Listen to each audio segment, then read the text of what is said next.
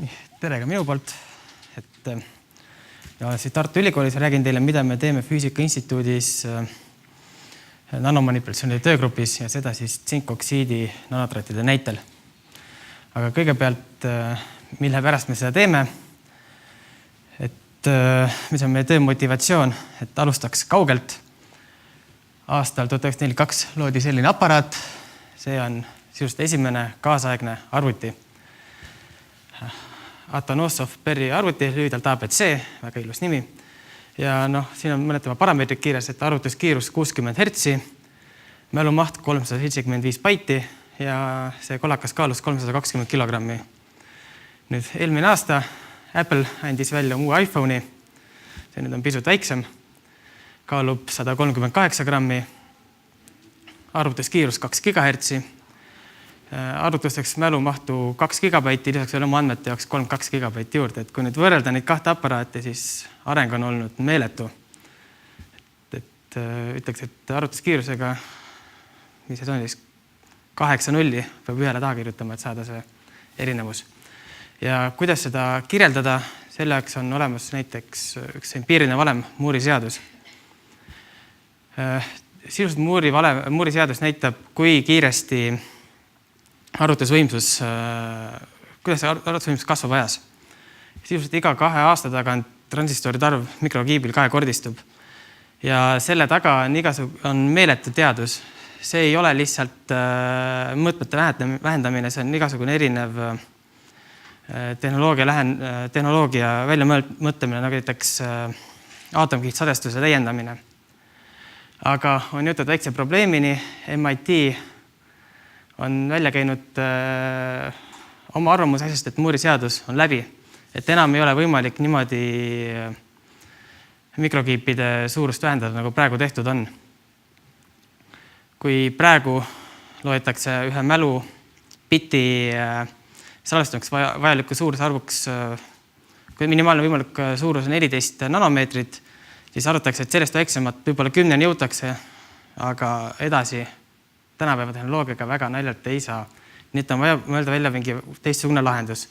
Võimalik on spintroonika kvantarvutus, aga ka näiteks nanoelektromehaanilised seadmed, lühidalt NEMS.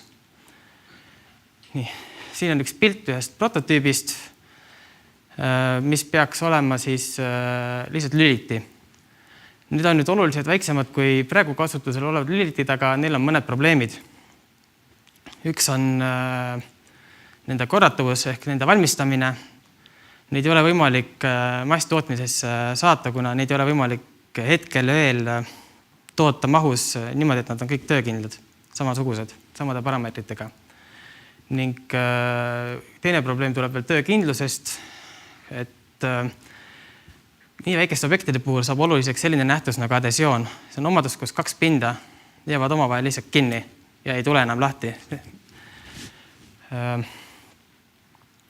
Adhesioon on ka teema, mida meie uurime ja siit tuleb ka meie uurimise eesmärgid, et uurida nanoskaalas kontakte, vaadata, mis on nende staatilised ja kineetilised höördejõud ja samuti, mis nüüd ei ole nüüd nii väga seotud sellise NEMS-i arendamisega, on lihtsalt proovida meie uut haareaseta katsemetoodikat, mida me arendasime välja just nimelt nende katsete teostamiseks. Nii, nüüd lühidalt katse ülesehitusest. Kasutame 2 põhilist aparaati. Üks on aatomimikroskoop ehk AFM ja kui rääkida, kuidas see töötab, siis kõige lihtsam on selline nii-öelda lapsemäng, kus te võtate paberi ja pastaka ja joonistate oma käe piirjooned paberile niimoodi, et liigute mööda oma käe profiili. Samamoodi käib aatomioteravik mööda pinda ja salvestab üles selle profiili. Nii. Teine aparaat, mida me kasutame, on skaneeriv elektronmikroskoop. Selle töö põhimõtted nii lihtsalt seletada ei saa, aga saab lähtuda loogikast, et kui te tahate midagi mõõta, siis te peate seda võrdlema millegiga, mis on enam sama suur. Näiteks tahate seda laua pikkust, on vaja mõõtlinti, mis on nii pikk. Kuna meie katseobjektid on kõik nanoskaalas, siis nende mõõtmiseks me ei saanud kasutada optilist mikroskoopi, kuna nende suurus on oluliselt väiksem kui valguse laine pikkus. Selle jaoks, et neid vaadata, me peame kasutama elektrone. Nii, mis on meie puhul siin erilist, on see, et lisaks vaatamisele me ka liigutame objekte ja seda siis nanomanipulaatoriga. Nanomanipulaator käib mikroskoobi sisse ja see võimaldab meid teha liigutusi, mis on circa nanomeetri suurused. Nii, natuke objektidest, mida me kasutame. Kõigepealt tsinkoksiid nanotraadid. Neid on võimalik näha siin, nad on heksagonaalse kujuga, diameeter circa 50 nanomeetrit, valmistatud meie kolleegide, lätlastest kolleegide poolt. Nii, need traadid me paneme rännipindadele, mis on söövitatud, et saada sellised augud. Tulemus on nüüd siin, et osad traadid on niimoodi üle augu poolenisti. Seda me tahame selle jaoks, et kui eelnevad katsed on kõik tehtud niimoodi, et traat on ilusti pinna peal ja oleme üritanud neid liigutada, siis see on üpriski raske, kuna adhesioon mõjub kahe pinna vahel, pind on nii suur, me ei saa neid liigutada. Sellises konfiguratsioonis ei ole kogu traat pinna peal ja need on tunduvalt lihtsam liigutada. Nii, ja nüüd katse tulemustest. Enne triboloogiliste omaduste mõõtmist on vaja teada mehaanilisi omadusi. Selle jaoks AFM-is tehti 3 punkti paine. See tähendab lihtsalt seda, et me võtame ühe traadi, paneme traadi risti, võtame teraviku ja lihtsalt lükkame nii kaua, kuni traat tal murdub. Seda me tegime siis sellise koha peal, kus traat on tervenisti üle ja tulemused on siin. Mis tulemustest on selgelt näha, on selline huvitav nanoskaalas efekt nagu suurusefekt, ehk mida väiksemad osakesed on, seda suurem on nende tulemuste hajuvus. Et see siis sõltub defektide jaotusest materjalide sees. Nii, ja siin on üks tüüpiline päris manipuleerimine. See on meie teravik, millega me tahame traati lükata. Ja praegu toimub lükkamine siin suunas. Toimub traadi paindumine. Kuni selle hetkeni, mil me lükkame nii tugevasti, et traat murdub. Nüüd selles katsekonfiguratsioonis meil ei ole välissensorit, kuna meil on siin ühelt poolt on hõõrdejõud selle osa peal ja teiselt poolt traat tahab säilitada oma kuju. Ta ei taha olla paindes, ta tahab tagasi minna sellesse kujusse, mis ta enne oli, ehk sirgeks. Ehk siis sellest profiilist me saame teada, mis jõuga me lükkame. Sellega me välistame lisamüraallikaid, mis tulevad välistest jõusensoritest. Ja nüüd sellest profiilist siin saime murdumistugevuse siin. Nüüd, mis me edasi teeme? Selle sama teravikuga meil on võimalik see traat üles tõsta ja panna sinna, kui me tahame. Ehk see on siis see meie haare aseta metoodika, kus me saame nanotraate diameetriga 50 nanomeetrit paigutada nii, nagu me ise soovime. Edasi hakkame mõõtma hõõrdejõudusid.